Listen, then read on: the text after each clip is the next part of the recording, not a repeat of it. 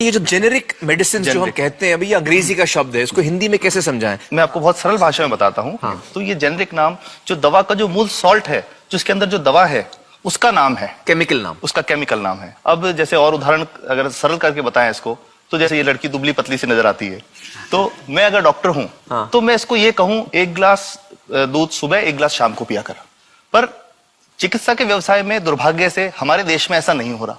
हम ये नहीं कहते कि आप भैंस का दूध लेके आइए, हम कहते हैं कि वो रामू की भैंस का दूध लेके आना। यही ब्रांडिंग है। ये जब उसकी दुकान पे जाती है, वो कहता है 500 रुपए लीटर है, लेना है कि नहीं लेना। तो जो 30 रुपए की चीज है वो 500 रुपए में मिलती है। तो अगर मैं डायबिटीज की दवा ले रहा हूं और अगर मैं ब्रांडेड दवा लेता हूं तो मुझे कितने की पड़ेगी? जैसे एक 117 रुपए में भी है, 117 रुपए में मिलती है। अब और अगर वही चीज हम उसके जेनेरिक मेडिसिन के नाम से लें तो वो कितने की बनती है? वो मात्र 1 रुपए 95 पैसे में 10 गोली मिलती है।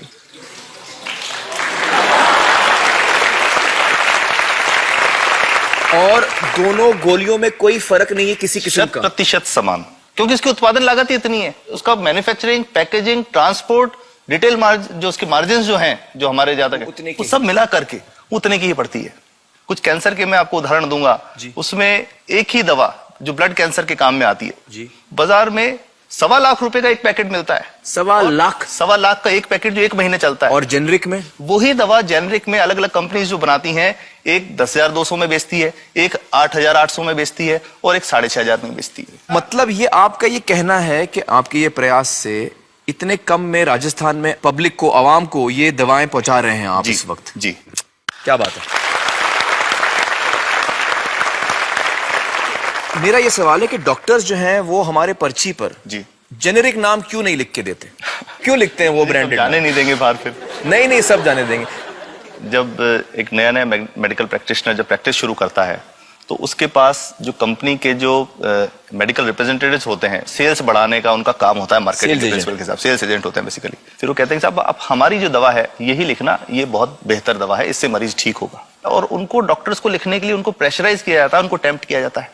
तो ये इसमें बहुत बड़ा कारण है जो दवा की कीमत को उसकी वास्तविक कीमत से 5, 10 गुना, 20 गुना तक बढ़ा देता है। एक बहुत बड़ा कारण है, क्योंकि हमारे पास जब हम टेंडर करते हैं तो बहुत सारे कंपनी वाले आते हैं, जो भारत की जो सबसे बेहतर कंपनियां, जिसके भी नाम, वो रेपुटेड कंपनियां जिनके नाम आप ले सकते हैं, वो सभी हमें वो उसको जो 70 रुपए की है उसको 2 रुपए में, 5 रुपए में दे रही है। 30 रुपए की दवा 2 रुपए में दे रही है। इतना ज्यादा फर्क तो कंपनी तो दे सकती है और देना चाहती है, और हमें देती भी है इतनी कम दामों में, हमें दे ही रही है ना, ये संभव तो है। अच्छा, मैं आपको बताऊंगा कि भारत से हम लगभग 45,000 करोड़ रुपए की जेनरिक दवाइयां प्रतिवर्ष विदेशों को निर्यात करते हैं।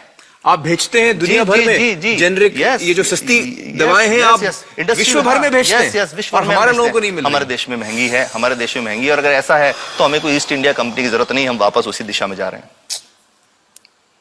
आपने जब ये शुरू किया तो आपको कोई रेजिस्टेंस फेस करना पड़ा राजस्थान में? देखिए, जो प्रयास हम कर रहे हैं ये बेसिकली धारा के विपरीत बहने का एक प्रयास है जी। काफी थ्रेट्स भी हैं, क्योंकि इसमें माफियाज भी हैं, ड्रग माफियाज जो ऑपरेट करते हैं। और हम हमेशा ये बात कहते हैं कि हम 100 साल से भी पुरानी शोषण की व्यवस्था को बदलना चाहते हैं, पर हमने हमेशा डॉक्टर्स को दोषी नहीं माना। सारे डॉक्टर्स बुरे नहीं है। 50-60% तो जेन्युइनली वो चाहेंगे कि गरीबों को कम कीमत पे दवा मिल जाए, वो चाहेंगे। और आज भी ऐसे डॉक्टर्स हैं जो अपने घर से सैंपल्स ला करके अपने जेब से पैसे निकाल के मरीज का इलाज कराते हैं। ऐसे डॉक्टर्स आज भी हैं। बिल्कुल सही। तो मैं इनको एक उदाहरण भी बताता हूँ कि कैसे हमारे जो काम वाली थी, उसका बच्चा था छोटा। इंसिडेंटली हम इस समय छुट्टी मनाने कोई बाहर गए। जब हम लौट के आए 10-12 दिन बाद, तो वो लक्ष्मी के साथ उसका छोटा जो बेटा था राजू, वो भी उसके साथ आता था जब, और मेरे बच्चों के साथ खेलता था, मेरे बेटे के साथ खेलता था। तो वो लक्ष्मी अकेली आई, राजू नहीं आया। तो हमने पूछा कि क्या हुआ, तो उसने जो बात बताई कि साहब वो उसको, आप गए थे, उल्टी दस्त हो गया था। उल्टी दस्त की बीमारी के लिए वो जब दवा लेने गई तो केमिस्ट ने उसको कहा कि इसके तो 400 रुपये लगेंगे। तो उसने कहा साहब मैंने खूब मांगा, मेरे पास 400 रुपये मुझे नहीं थे, और मेरा बच्चा रात को ही उसको दस्त आते रहे, वो खत्म हो गया। और मैं आपको कहना चाहता हूं कि वो जो दवा लिखी थी कि वास्तव कीमत 1.5-2 रुपए ही है, तो वो बच्चे की जान बच सकती थी। 65 वर्ष के बाद भी अगर कोई बच्चा उल्टी दस्त से मर जाए तो मैं नहीं समझता इससे शर्मनाक बात कोई हम लोगों के लिए हो सकती है। और सबसे बड़ी बात कि इसे आसानी से बदला जा सकता है। हमें सबको एक समन्वित, एक संगठित प्रयास करने की जरूरत है। ये तो कुछ भी नहीं है, कोई नई फैक्ट्री खोलनी नहीं, कोई नई दवा नहीं बनानी, ये सब जो गलत चल रहा है इसको रोकना ही तो है। तो दोस्तों, डॉक्टर समित की बातों से हमें यह पता चला है कि दवाइयों का जो कॉस्ट होता है, जो उनको बनाने का खर्च होता है, वो बहुत ही कम होता है और हमें इन कम दामों में ये दवाइयां मिल सकती हैं अगर हमारी राज्य सरकार जेनेरिक मेडिसिन की दुकानें खोले, जैसे राजस्थान सरकार ने किया है और जिसके लिए हम उन्हें सलाम करते हैं। एक बात और, अगर आप एक एनजीओ हैं और आप जेनेरिक मेडिसिन की दुकान खोलना चाहते हैं तो department of chemicals and fertilizers आपको 50,000 रुपए की ग्रांट भी देता है। डॉक्टर समित, आपने बहुत ही बेहतरीन काम किया है और इस बहुत ही अहम मुद्दे पर रोशनी डालकर हमारी आंखें खोल दी हैं और हमारी दुआ यह है कि जो काम आपने राजस्थान में शुरू किया है वो हर राज्य में फैले, देश के कोने कोने में फैले। बहुत बहुत शुक्रिया हमारे साथ बातचीत करने का doctor Samit, thank you so much.